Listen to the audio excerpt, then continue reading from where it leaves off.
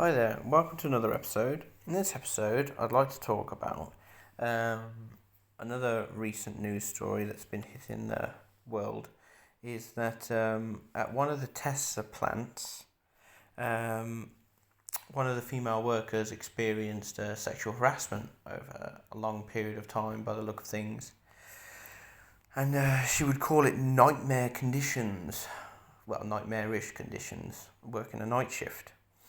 So basically, she, in small terms, she was heckled not only verbally, with inappropriate language, but she was also touched inappropriately. At one point, she was picked up by one of the employees, which is just insane to me.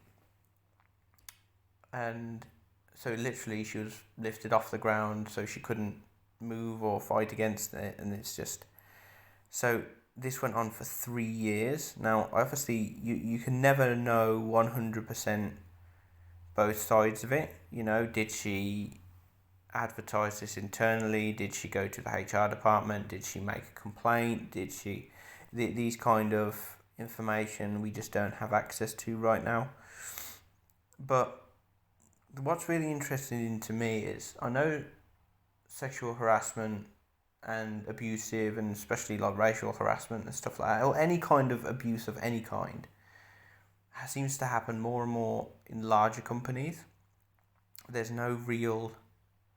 It's more difficult to control, obviously, with more employees, and whether they have the right to speak out or not, or whether they feel confident enough speaking out. It's a very difficult decision to make for these larger companies on how you would approach and tackle these kind of issues. But it's definitely becoming more and more common, whether it's because people are speaking up more and it's always been there. But for a company as visible as Tesla, they have this agreement where they require their employees to sign an arbitration agreement, keeping workplace disputes out of basically court. It's all handled internally, which again would be a red flag to me, how much of this goes on. How much of these issues are reported internally and dealt with, but not reported. So, do smaller companies do better at these? I think so, because it's just easier to manage, because there's just less amount of people, and there's just physically fewer people. So the odds of you having a bad egg amongst the bunch is a lot less, because there's a lot less people. But obviously Tesla employs thousands of people.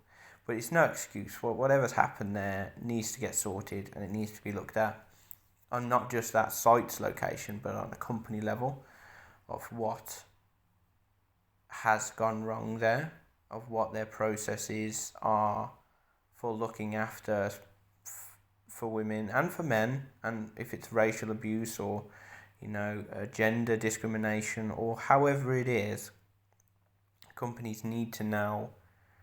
It's an obligation that obviously the safety of your employees should be your paramount obligation, and something needs to be done about this. And for something, because some place as big as Tesla to be enrolled in this kind of thing, because it wasn't too long ago that I believe it was a man called Owen Diaz, off the top of my head. They had to... it was last month, that was it, that Tesla was ordered to pay £137 million to this man for failing to stop him being abused. So, I'm pretty sure processes and procedures won't cost $137 million to implement and to do. So no company can say, well, it wasn't cost effective, or we didn't have the money, because as soon as these kind of things happen, it's just insane.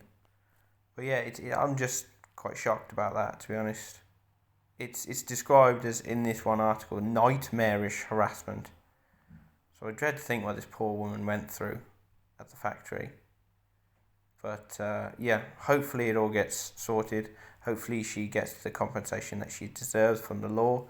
And hopefully this makes Tesla relook at how they deal with these kind of situations, because these kind of situations just shouldn't happen. So anyway, I thought I'd bring that up to your attention. It's something that I don't condone or agree with, and it shouldn't be part of the modern workplace. But yeah, well, I hope you have a good day, and I'll catch you in the next one.